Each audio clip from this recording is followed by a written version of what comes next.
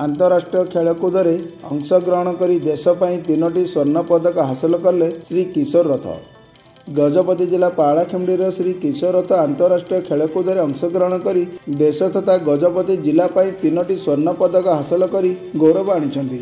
सूचना प्रकार भारत SBKF खेलकूद संस्था पक्षर श्रीलंकार कोलंबो ठारे मास्टर एथलेटिक्स गेम्स 2024 टी चलित मास मे 4 तारिख ठारू 6 तारिख पर्यंत आयोजित होता।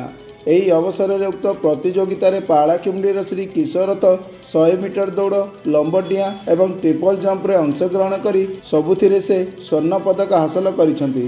ଏଥିପାଇଁ society for the welfare of worker section ପକ୍ଷରୁ ଆର୍ଥିକ ସହଯୋଗ କରିଥିବା ବେଳେ ଉକ୍ତ ସଂସ୍ଥାର ସଭାପତି ଶ୍ରୀ ଡି ଜଗନ୍ନାଥ ରାଜୁ ଶ୍ରୀ ରଥଙ୍କୁ ଶୁଭେଚ୍ଛା ଜଣାଇଛନ୍ତି।